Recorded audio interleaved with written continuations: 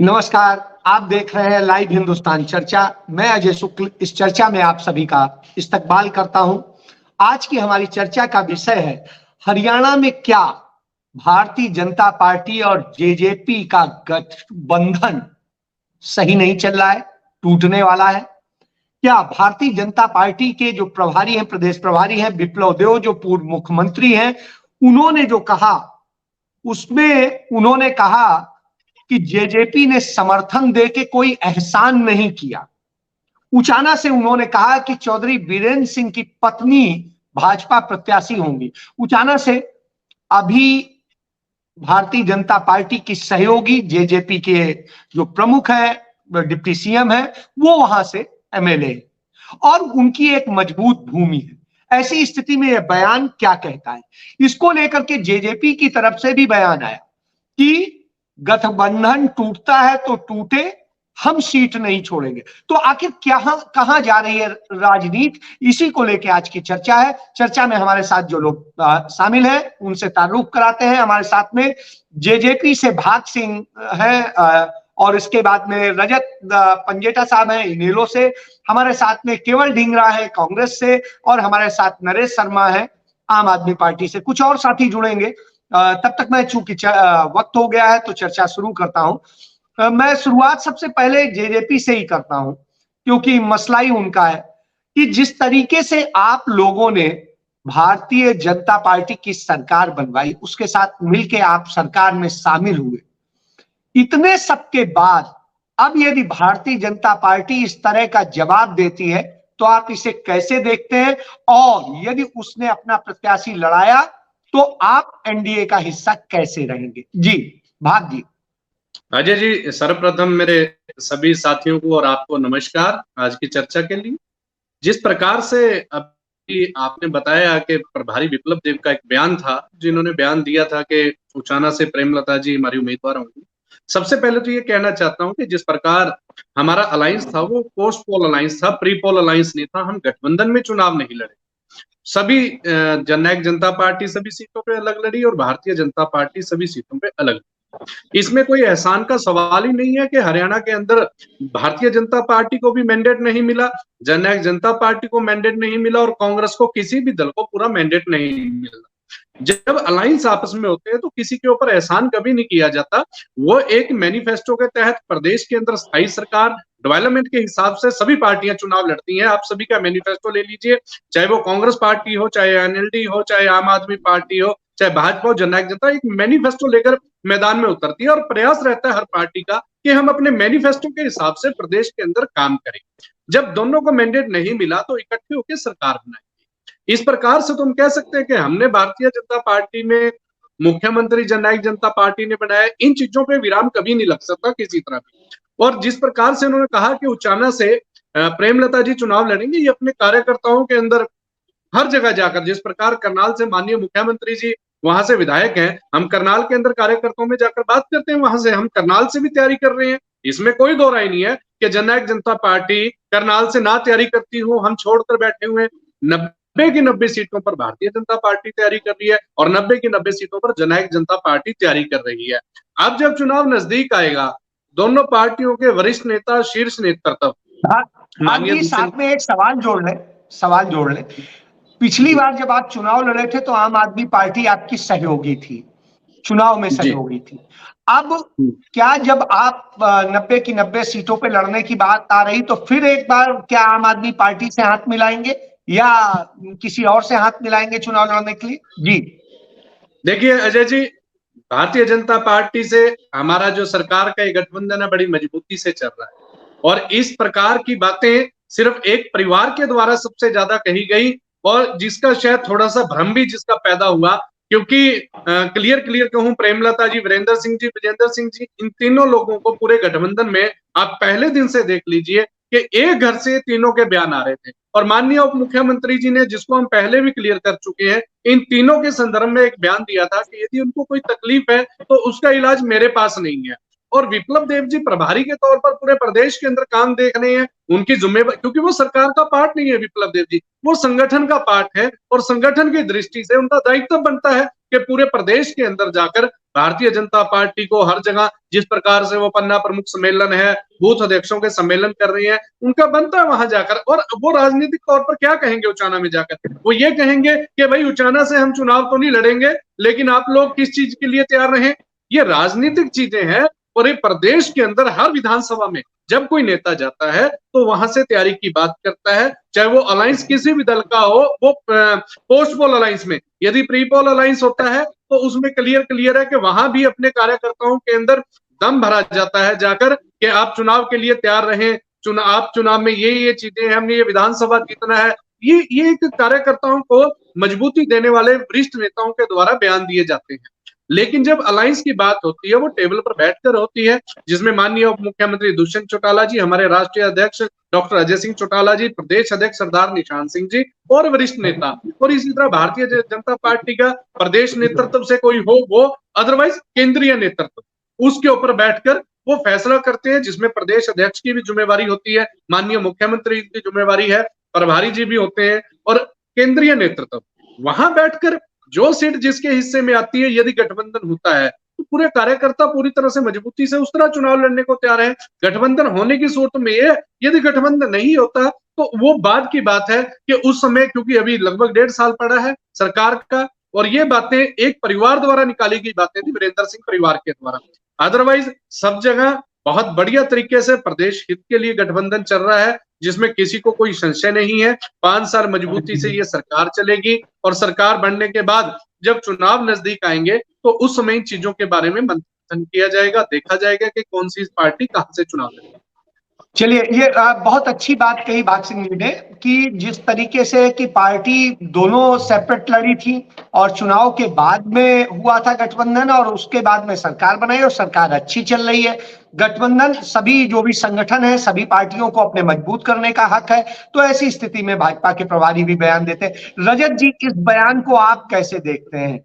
आपकी पार्टी से और दोनों का अलगाव हुआ, आप ही की पार्टी से जन्म हुआ है जेजेपी का, तो ऐसी स्थिति में आपका ये गठबंधन कितना आपको लगता है कि ये खतरे में है, कितना सही लग रहा है, और कितना आप सहमत हैं भाग सिंह जी की बात से? जी रजत जी। देखिए, पहले तो भाग सिंह जी की एक बात से मैं, जो कोई भी सहमत नहीं होगा, वो ये बात है कि ये एक ही परिवार के द्वारा कही हुई बातें। मैं मानता हूं कि जिस परिवार की ये बात कर रहे हैं, उन्होंने ये कहा कि सरकार भाजपा की है और सत्ता का सुख कोई और बोल रहा है।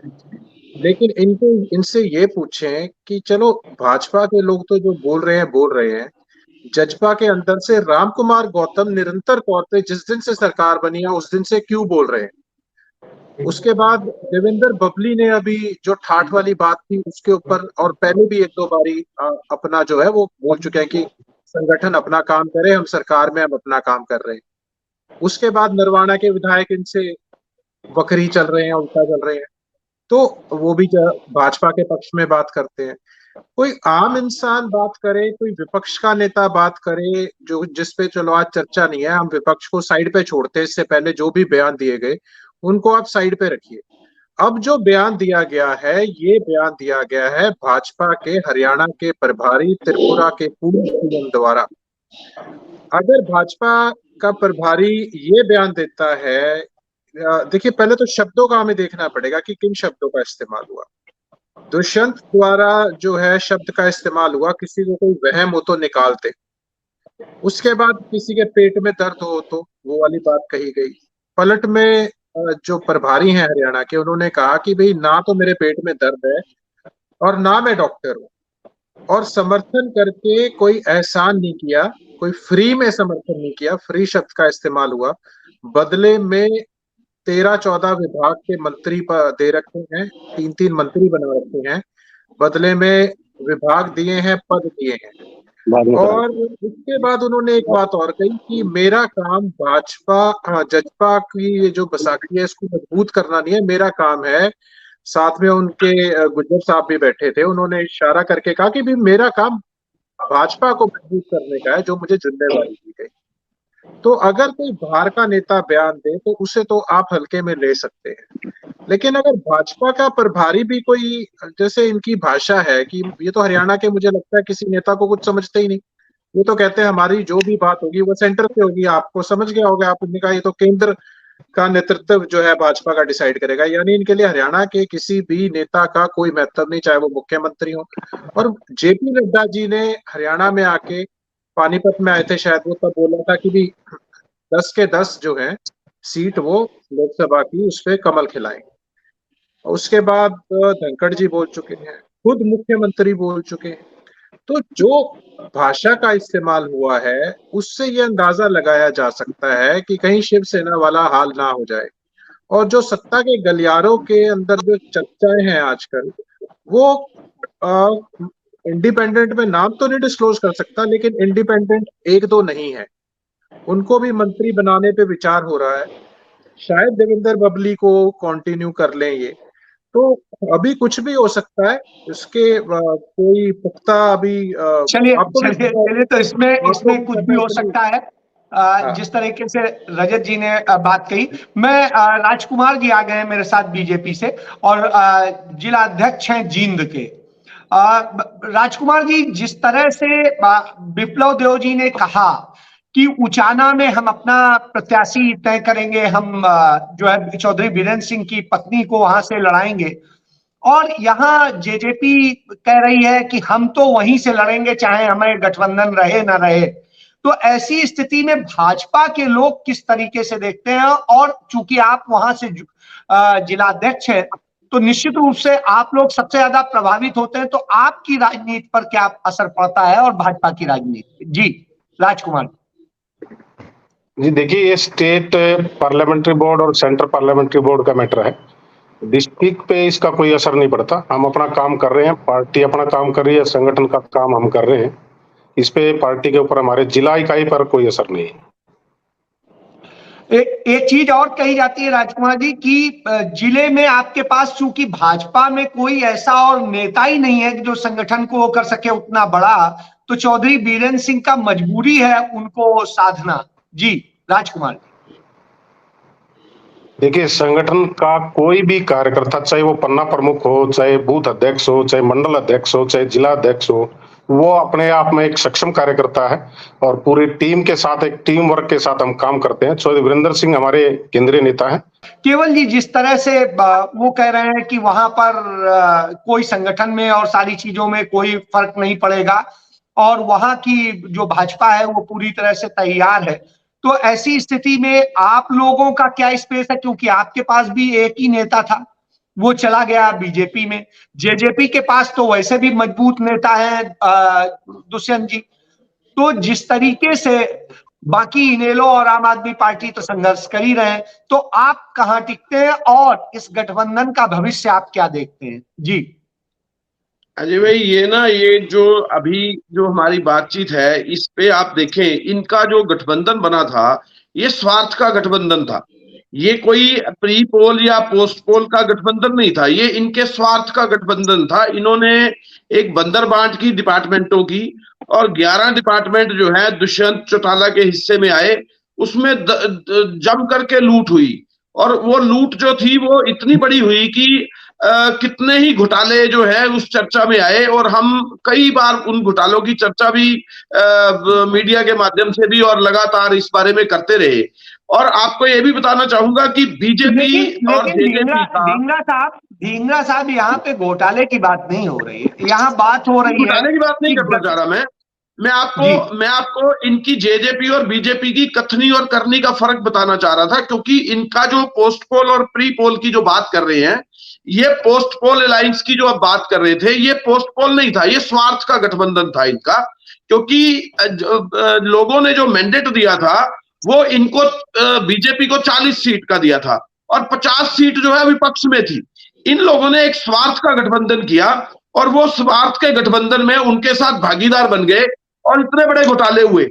मैं आपको ये कहना चाह रहा हूं, अभी जो इस समय जो इसका एक उदाहरण जो मुझसे सवाल पूछा, हाँ, नहीं, आपने जो मुझसे सवाल पूछा, मैं उसी में आ रहा हूं। सवाल ये था, पूरा मौका दे रहा हूं, केवल जी एक सवाल भी और जोड़ लीजिए। महाराष्ट्र में आपने 3 दलों ने मिलके गठबंधन किया, वो सही था, और जेजेपी और बीजेपी गठबंधन कर रही है, वो गलत है। नहीं, ये मैं सही और गलत नहीं ठहरा रहा, मैं स्वार्थ का गठबंधन इसलिए ठहरा रहा हूं, मैं तभी इसीलिए और थोड़ा बोलना चाह रहा था कि इसमें कितने घोटाले हुए, इतने घोटाले हुए इस 3.5-4 साल के अंदर, इतने घोटाले हुए कि उसकी एक फेयर लिस्ट है, और वो फेयर लिस्ट जो है वो जेजेपी के खाते में है, बीजेपी के खाते में नहीं है। उसमें उसके अंदर 11 डिपार्टमेंट का मैंने जिक्र किया, उन 11 डिपार्टमेंट के 1100 घोटाले हो सकते हैं, आपको ये बता रहा हूं, क्योंकि उसमें जितने भी बड़े बड़े घोटाले थे वो अभी छुपे हुए हैं, क्योंकि इनकी सरकार है। जिस समय हमारी सरकार आएगी, सारे घोटाले की परतों खोलेंगे और वो सारे घोटाले उजागर होंगे और इनके खिलाफ कार्रवाइयां भी होंगी। और आपको मैं ये बताना चाह रहा हूं, क्योंकि जो ये सीट जीतने और हारने की बात आपने की थी, आपको ये बता रहा हूं, उचाना सीट के ऊपर ना जेजेपी जीत रही है ना बीजेपी जीत रही है, वहां पे कांग्रेस जीत रही है। और ये भी मैं बताना चाह रहा हूं कि जो 90 की 90 सीटें हैं, इनका कोई एमएलए, कोई मंत्री, कोई जीतता हुआ नहीं दिखेगा अगले चुनाव के अंदर, 2024 के अंदर। ये सभी जो है इनकी विकटें उड़ती हुई नजर आएंगी। आप ये बता रहा हूं, जेजेपी का नाम निशान खत्म हो जाएगा और बीजेपी जो है वो दहाई का आंकड़ा पार नहीं कर पाएगी। जो अगली स्थिति जो हमें दिख रही है और इनको भी दिख रही है, क्योंकि मैं कई उसमें रहता हूं, हरियाणा के लोगों के बीच में भी रहता हूं और सारे सिस्टम के बीच में भी हम अपना सारा देखते रहते हैं। आप ये देखिएगा, जितना विरोध हो रहा है इनका हरियाणा के अंदर, आज ही इन्होंने पानी की बौछारें और लाठियां जो है कुरुक्षेत्र की धरती पे बरछाई हैं, और वो भी किसानों के ऊपर। ये जो लगातार जो ये इस तरह का जो कर रहे हैं प्रोपोगंडा बीजेपी जेजेपी, ये अपना आधार खो चुके हैं हरियाणा के अंदर, इनका कोई आधार नहीं बचा है। और दूसरी बात आधार है या नहीं है, केवल जी आपके पास दोबारा आता हूं, आधार है या नहीं है, जमीन पर ही बैठे हुए राजकुमार जी, और ये वहां पे देख रहे हैं कि जींद में क्या स्थिति है, उचाना में क्या स्थिति है और किसकी धरती मजबूत है। तो चूंकि बात पूरी नहीं हो पाई थी, तो मैं राजकुमार जी से ही, राजकुमार जी, क्या आप वहां मजबूत नहीं है, उचाना में आप लड़ने की हैसियत नहीं रखते हैं, बीजेपी कमजोर हो गई है, या क्या स्थिति है कि जेजेपी की ही सारी धरती हो गई है, कैसे देखते हैं राजकुमार? देखिए, भारतीय जनता पार्टी पूरे जींद जिले मजबूत है। हमारा पन्ना प्रमुख से लेके पूरी इकाई हमारी गठित है और हर विधानसभा, हम 500 विधानसभा 2024 में हम जीतेंगे।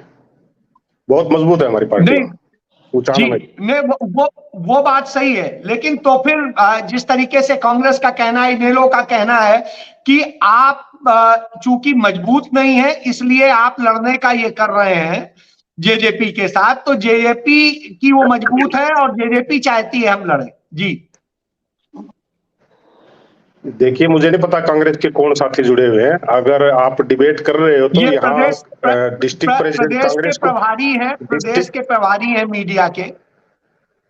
जी, डिस्ट्रिक्ट प्रेसिडेंट को जोड़िए मेरे पैरेलल जींद के को कांग्रेस के, तब वो उसके मेरे बीच डिबेट कराइए। प्रदेश के वो प्रदेश स्तर की बात करेंगे। मैं डिस्ट्रिक्ट प्रेसिडेंट हूं तो डिस्ट्रिक्ट प्रेसिडेंट के साथ ही डिबेट करूंगा। आपसे तो मैंने डिस्ट्रिक्ट की पूछने के लिए किया है, डिस्ट्रिक्ट का मेरे से आप डिस्ट्रिक्ट की पूछ रहे हैं।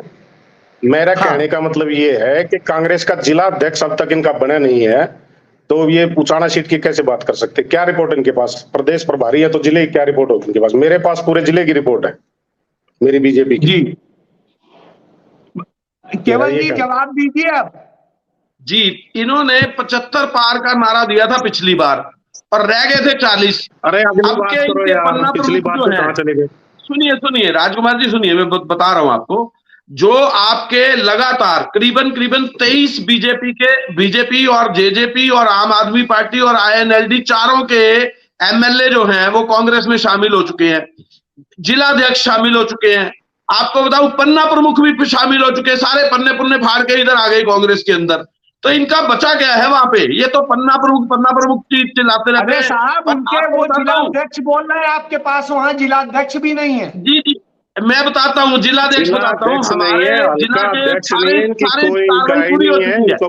देखिए, हम अपनी इकाई की बात बता रहे हैं। 1 मिनट रुके, काम करना नहीं। राजकुमार जी अपनी बात मुझे बताने दे। कांग्रेस की बात मैं बता देता हूं। तुमने क्या किया था जींद जिले में? पहले तुम्हारी 10 साल सरकार रही है, 1 साल 1 फुट का रोड का गैप था रोहतक से और सोनीपत से जब एंटर करते थे जींद में। क्या जींद की बात करते हो आप?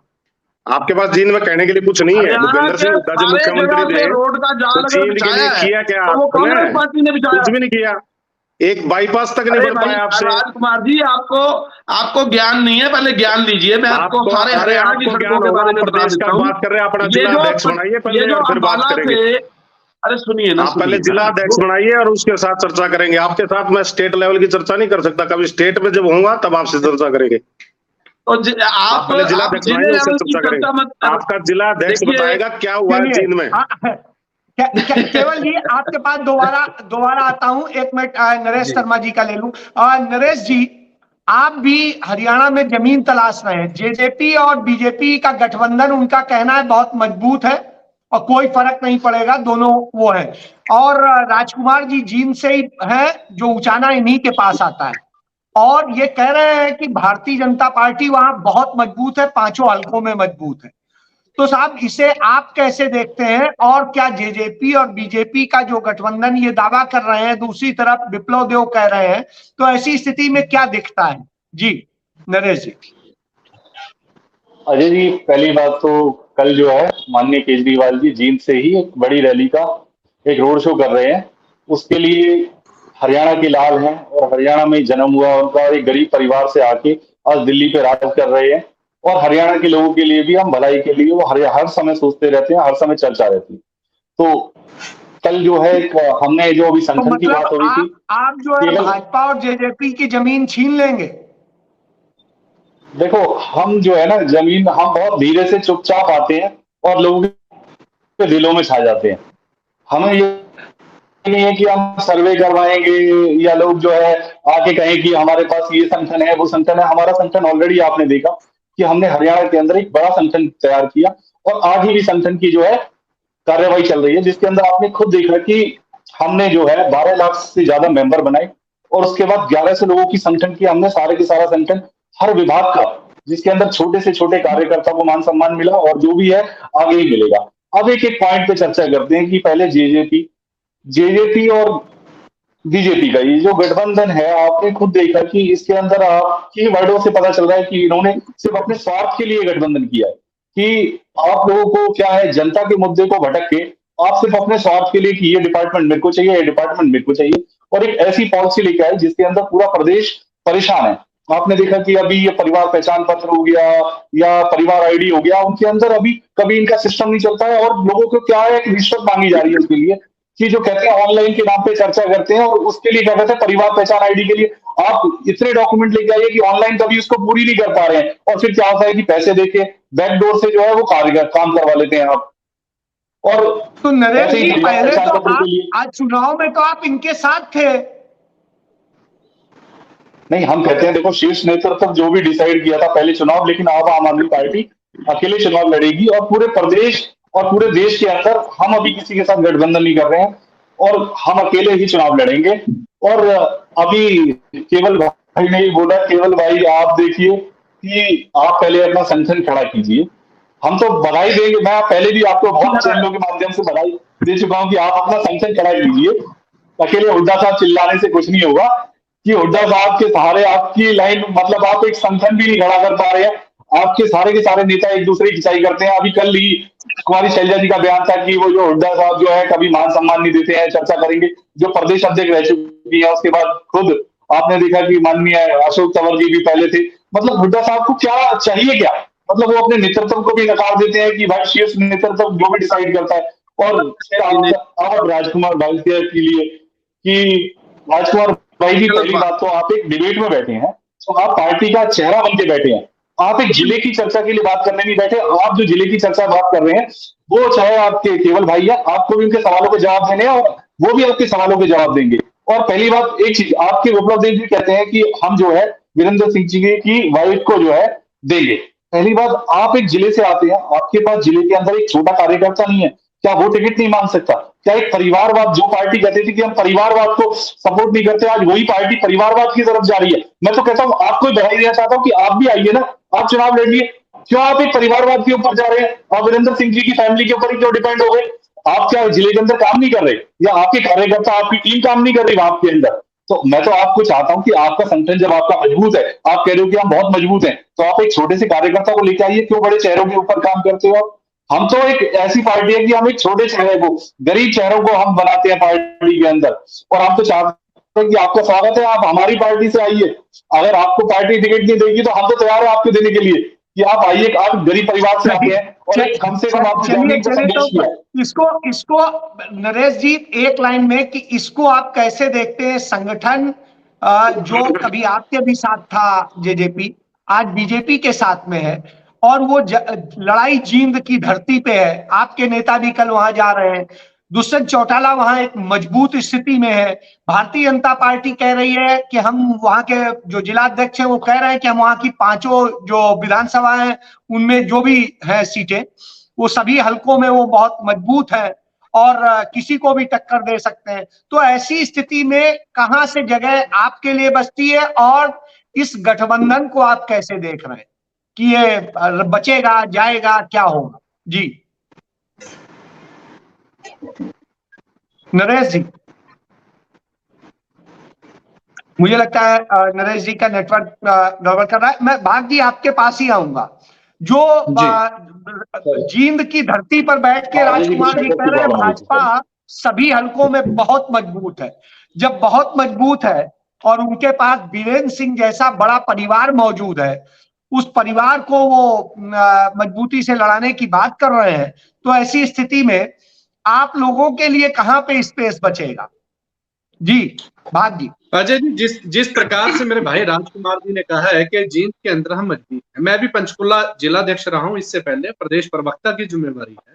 तो जिलाध्यक्ष कहीं भी बैठकर किसी भी पार्टी का कहां कहेगा कि हम कमजोर? भारतीय जनता पार्टी ने इसमें कोई दो राय नहीं कि पन्ना प्रमुख तक अपना संगठन तैयार कर रखा है।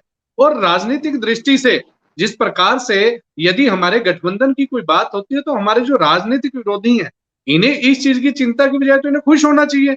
चिंता यदि करते तो हर फैसले के ऊपर हमारे सहयोगी होते। जो प्रदेश हित में फैसला लिया गया है वहां कटाक्ष और यहाँ ये चिंता भी व्यतीत कर रहे हैं।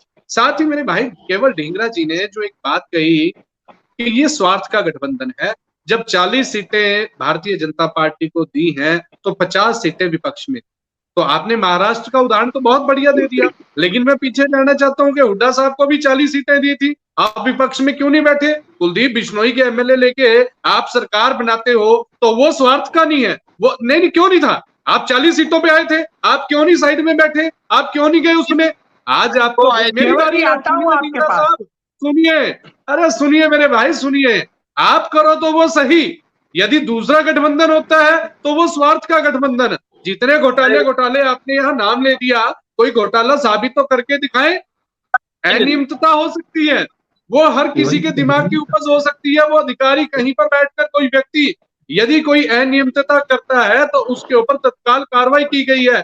और मैक्सिमम अनियमितताएं आप एक भी बताइए जो आपने पकड़ी हो, सरकार के एकदम ध्यान में आता है और सरकार उसके ऊपर कार्रवाई करती है, चाहे वो किसी भी विभाग में कहीं भी किसी ने गलत किया हो। तो सरकार ट्रांसपेरेंसी तरीके से चल रही है। आप लोग 40 से 46 करते हो तो स्वार्थ नहीं है, दूसरा दल सरकार बनाने की बात करता है तो उसको स्वार्थ का नाम देते हैं। अरे भी बात ठीक ही है, आप पहले संगठन तैयार कीजिए, क्योंकि हम भी चाहते हैं विपक्ष मजबूत हो, विपक्ष लड़ने वाला हो। आपका कहीं भी पूरे प्रदेश के अंदर ना जिला अध्यक्ष ना ब्लॉक अध्यक्ष, पन्ना या बूथ की तो कमेटी बड़ी दूर की बात चली गई है। आप मजबूत रहिए, क्योंकि कांग्रेस पार्टी विपक्ष के रूप में काम कर रही है प्रदेश के अंदर। हम भी चाहते हैं विपक्ष खत्म ना हो, लेकिन आप अपना संगठन तैयार कीजिए, संगठन तैयार कर बीच में आइए। जो जो काम आपने महाराष्ट्र, हरियाणा, अन्य क्षेत्रों में किए हैं, यदि कोई गठबंधन करता है पोस्ट पोल, तो आप जब स्वार्थ का नाम ले देते हैं। मेरे भाई रजत ने भी कहा कि विधायक आपस में कई बातें करते हैं, ये किस दल में नहीं चल रहा? जो दल चलता है उसमें ये बात सभी दलों में चलती है। भारतीय जनता पार्टी में भी कई नेताओं ने संगठन के खिलाफ बयान दिया है, कांग्रेस पार्टी में भी संगठन के खिलाफ जितने बयान आ रहे हैं लगातार रोज आप देख रहे हो। हमारे संगठन में भी कह देते हैं जब एक संगठन काम करता है तो सभी को, लेकिन वो 10 के 10 विधायक पार्टी के साथ हैं। जब कभी किसी चीज की बात आती है, कहीं वोटिंग की बात आती है, कहीं करने की बात होती है, वो संगठन के साथ चलते हैं। अपने अपने विचार सबके हैं, अपना अपना विचार रखने की आजादी सब जगह है। ये आइडेंटिटी नहीं है कि बिल्कुल सही कह रहे हैं। भाग जी की बात से मैं सहमत हूं, ये लोकतंत्र है, अपनी बात कहने का सभी को हक है। बाकी जब संगठन की बात आएगी तो सब साथ होंगे। मैं रजत जी के पास जाऊंगा। रजत जी, आप ही से आ रहा हूं, और सवाल यही है कि जब उनका संगठन मजबूत है और उसके साथ साथ भारतीय जनता पार्टी ने भी वहां की सभी हलकों में बहुत मजबूत स्थिति कर रखी है, राजकुमार जी का कहना है, जब राजकुमार जी कहते हैं उनके पास में बीरेन सिंह जैसा मजबूत परिवार भी है, तो ऐसी स्थिति में इनेलो के लिए एक तो क्या स्पेस बचता है, दूसरी चीज ये गठबंधन यदि दोनों इतने मजबूत है तो फिर कैसे चलेगा, कैसे होगा, क्या प्री पोल होगा, पोस्ट पोल होगा, या टूटेगा, क्या होगा? जी रजत जी, आप कैसे देखते हैं? देखिए, मैं कोई भविष्य वक्ता तो नहीं हूं, लेकिन अगर जो मैंने बात कही, भाग सिंह जी ने एक बात कही थी कि एक ही परिवार बोल रहा है, तो स्वाभाविक सी बात है मुझे उसका उत्तर देना था कि और कौन कौन बोल रहे हैं। दूसरा, ये मंत्री पद देने वाली भाजपा है, इनको जो कुछ दिया हुआ है भाजपा ने दिया हुआ है, तभी इनके जो एमएलए हैं वो भाजपा की भाषा बोलते हैं, चाहे वो नरवाना के एमएलए हो, चाहे देवेंद्र बबली हो, चाहे राम कुमार गौतम हो।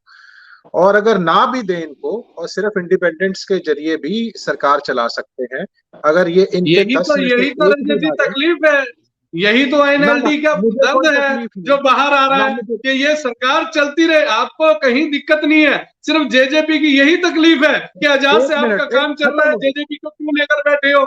ये खत्म तकलीफ कर हम दो, नहीं दूर कर सकते मेरे देखिए भाई, बीच में ना ये बोले, हम क्या नहीं कोई दूर फायदा कर है इसको सकते, बीच में ये बोले? तो सदा रहेगी आपके साथ। आपको एक ही उत्तर में, आपको एक ही उत्तर में समझा देता हूं, मैं नहीं चाहता आपका गठबंधन टूटे, हम चाहते हैं ये एंटी इनकम्बेंसी 5 साल की पूरी जो सरकार की बदनामी है, जो सरकार की विफलताएं हैं, बेरोजगारी, महंगाई, सारे मुद्दे हैं, अन्य मुद्दे हैं, वो हम चाहते हैं। हम नहीं चाहते, हम तो अब चाहते हैं कि आपका गठबंधन रहे।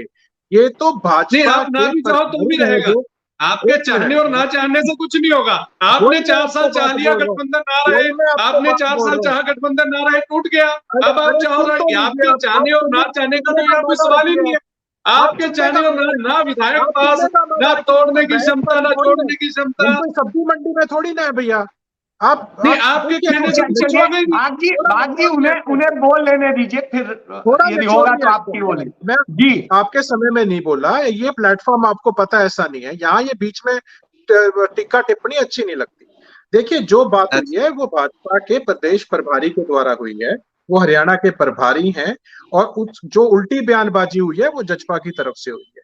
तो जो दिया हुआ है इसमें कोई, मैं वो झूठ तो नहीं बोल रहा कि भाजपा के भरोसे बैठे हैं लोग, कोई झूठ नहीं बोल रहा। ना भी दे तो क्या कर लेंगे, इन्हीं के कि शिवसेना वाला हाल कर दे, एक नाथ शिंदे वाला, क्या कर लेंगे, वो बात छोड़िए, वो बात नहीं है। आपने एक बात कही है बड़ी दिलचस्प कि मैदान में ये लोग हैं और आपके लिए कहाँ जगह बचती है। ये स्वर्गीय ताऊ देवीलाल चौधरी, ओम प्रकाश चौटाला जी की कर्म भूमि रही है जींद।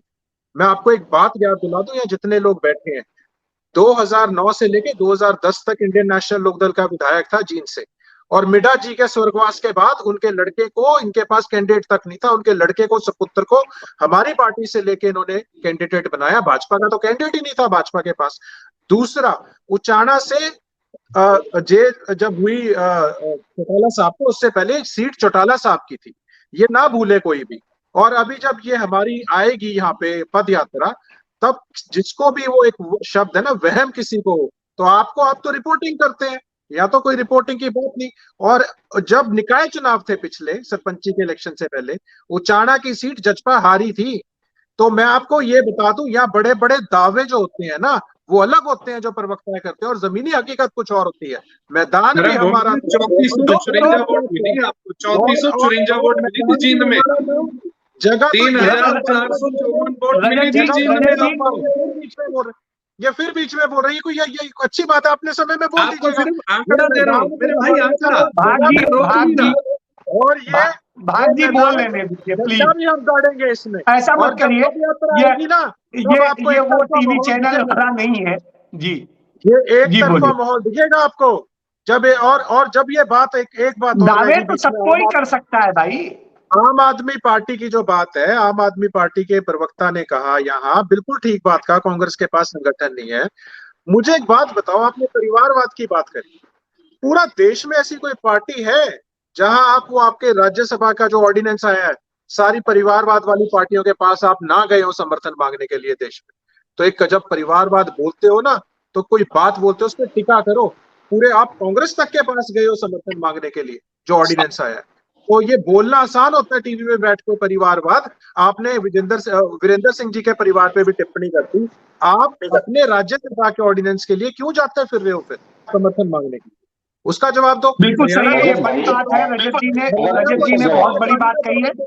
रजत जी चूंकि समय की सीमा है, मैं राजकुमार जी के पास जाऊंगा। राजकुमार जी, जिस तरीके से कहना है जजपा का उचाना और जींद की भूमि को लेके, जिस तरीके से इनेलो का दावा है कि जींद की भूमि चौटाला परिवार की रही है और उस परिवार के साथ में राय चौधरी देवीलाल की भूमि रही है, आपके लिए तो स्थान ही नहीं बचता है। आपका जो 5 सीटों का मतलब सभी हलकों का दावा है वो कितना है, और आम आदमी पार्टी कल वहां ताल ठोकने आ रही है, तो ऐसी स्थिति में आप कहां रह जाएंगे? यदि आम आदमी पार्टी, नेलो, जजपा सब ले लेंगे, तो चलिए कांग्रेस को हम हटा भी दें तो भी आपके लिए फिर तो जगह नहीं बचती है।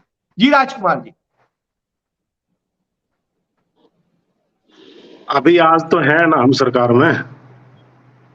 नहीं, बिल्कुल है, आज तो है ना जी। और भविष्य देखेंगे, पास्ट में क्या हुआ उसको भूल जाओ। जींद में जो डेवलपमेंट के काम, मुझे गर्व है आज कहते हुए, जो डेवलपमेंट के काम भारतीय जनता पार्टी की केंद्र की सरकार ने, प्रदेश सरकार ने किए, आप उन पर जरा गौर करो। और ये मेरे जो साथी बैठे हैं दूसरी पार्टियों के, मैं इनसे कहूंगा कि आज हमारा जो दर्शन, एक जो हमने तीर्थ दर्शन, विकास तीर्थ दर्शन का एक कार्यक्रम रखा है हमने आज, और जो केंद्रीय मंत्री संजीव बालन जी अभी थोड़ी देर में पहुंचने वाले हैं, मैं उनके साथ जाऊंगा और मैं इनसे उन सभी साथियों को इनवाइट करता हूं कि आए, जींद के विकास तीर्थ दर्शन हमारे साथ दर्शन करें और देखें जींद में क्या डेवलपमेंट हुई। 9 हाईवे बने यहाँ पिछले 9 साल में, और एक मेडिकल कॉलेज बना है। हर विधानसभा स्तर पर जो ग्रामीण सड़कें हैं वो सारी सुधर रही हैं। सभी सड़कों को हम दोबारा पुनर्निर्माण कर रहे हैं, क्योंकि हाईवे बने तो वो सड़कें टूट गई थी, उनका निर्माण कर रहे हैं। ये कांग्रेस वाले साथी जो कह रहे थे ना अभी यूनिवर्सिटी जो है, बरसात आ रही है, पता चल जाएगा मानसून में क्या हालत है जींद की। क्या बस स्टैंड से लेके टाइम पे भी बेरा पटेगा साथी, बरसात तारे टाइम पे भी आया कर दी यार, हमारे टाइम पे भी वो सबका बेरा सबने, वो तो लोग बताएंगे, वो तो लोग बताएंगे यार। जब वर्तमान में ऐसा क्या हुआ, बंधु आपकी आवाज नहीं आ रही, वो तो नहीं कर सकते। अभी आ रही आवाज बदलता है, वक्त बदलता है। आई राजकुमार जी बोलिए।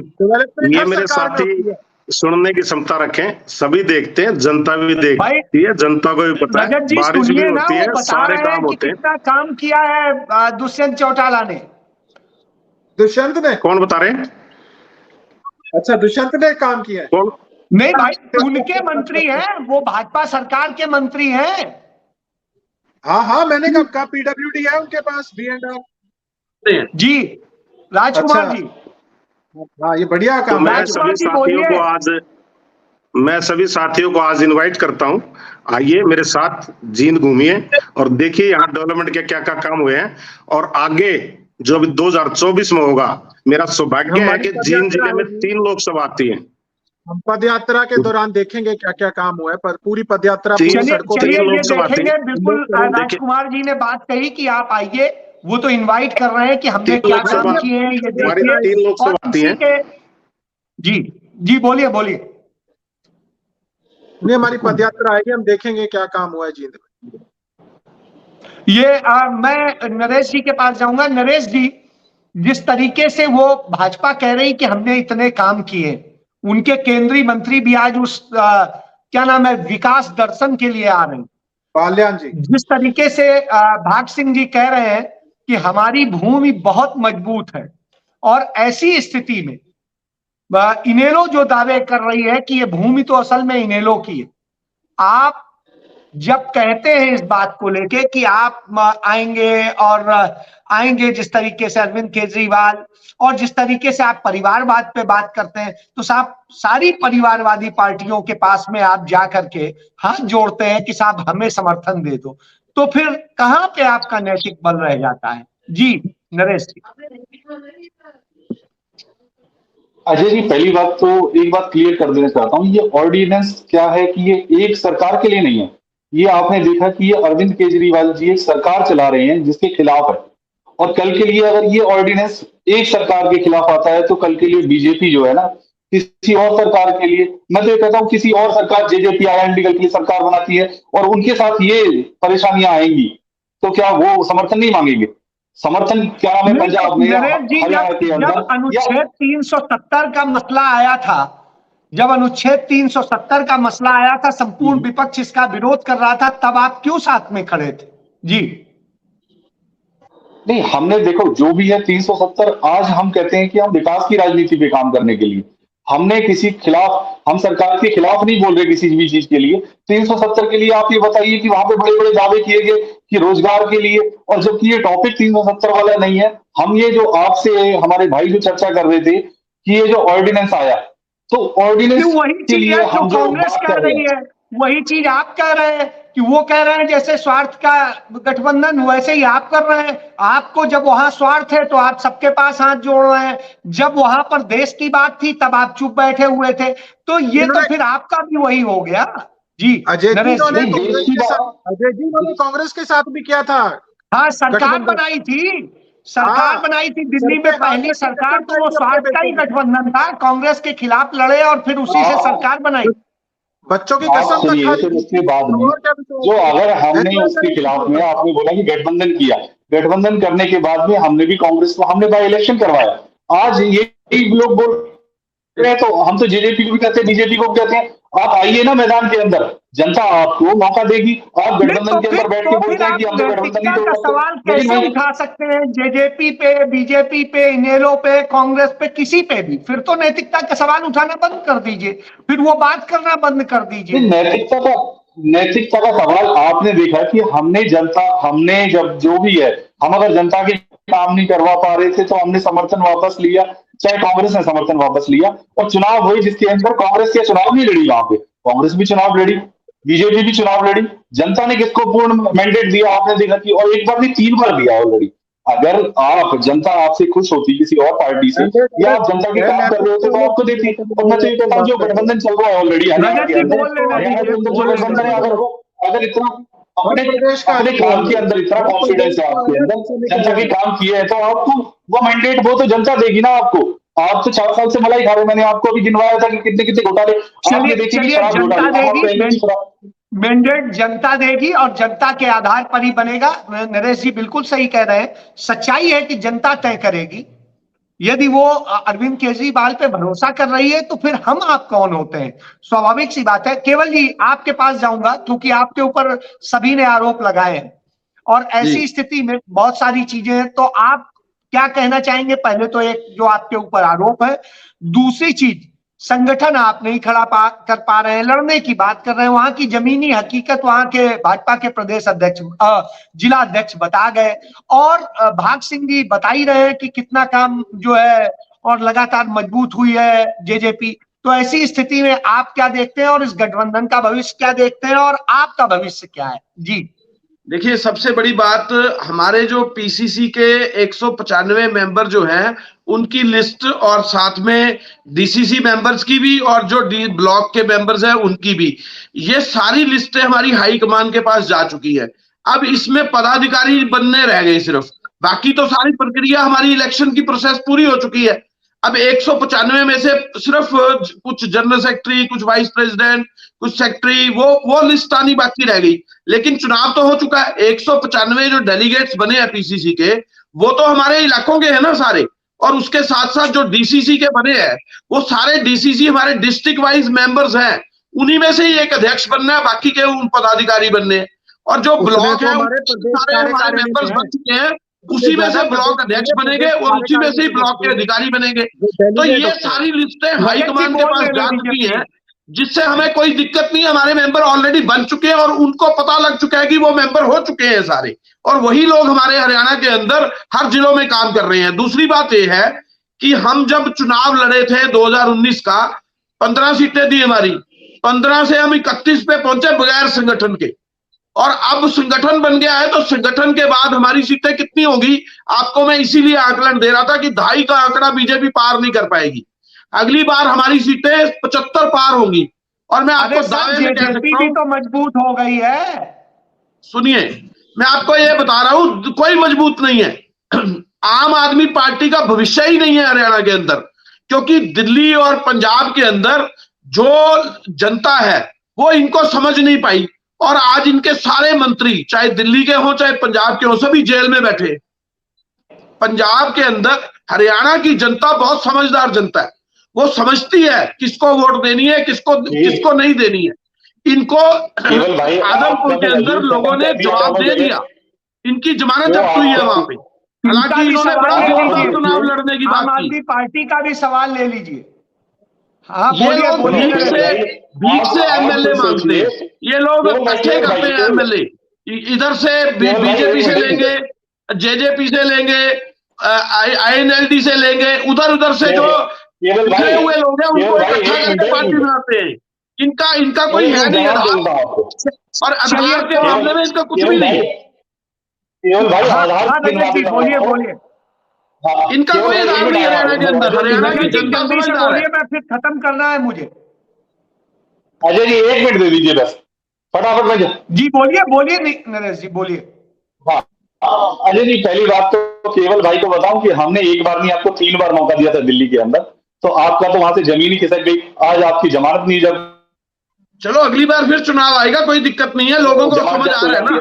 फिर आप पंजाब में आ जाइए, पंजाब के अंदर आपको मुख्यमंत्री बदलने पड़ेंगे। मैं हरियाणा की बात कर रहा हूँ, हरियाणा के लोग समझदार है। सुन लीजिए लोगों को समझ में आ रहा है, तभी तो हमें मैंडेट दे जिस तरीके से कहना है केवल जी का, हम सब क्या पूरे देश हरियाणा के लोग समझदार हरियाणा के है, लोग, वही मतलब आप जेजेपी का कहना है, वही जेजेपी का कहना है कि वो एक मजबूत संगठन है और उसमें टूटने की स्थिति नहीं है। हम सब पहले भी हम अलग अलग लड़े थे, बाद में हमारा गठबंधन हुआ था, सत्ता के लिए गठबंधन हुआ था, सत्ता हमारी मजबूत है, सरकार चल रही है, तो ऐसी स्थिति में इसकी चिंता करने की जरूरत नहीं। संगठन सबको ही बनाता है अपना, तो निश्चित रूप से भारतीय जनता पार्टी भी उस ढंग से बना रही। भारतीय जनता पार्टी के जिला अध्यक्ष ने बताया कि किस तरीके से वो इलाका उनका बहुत मजबूत है, और इनेलो ने जिस तरीके से कहा कि हाँ वो उनकी धरती है। तो इस तरह की जब सारी स्थितियां हैं तो निश्चित रूप से यह एक कठिन लड़ाई है और इसमें सभी के अपने अपने दावे हैं, लेकिन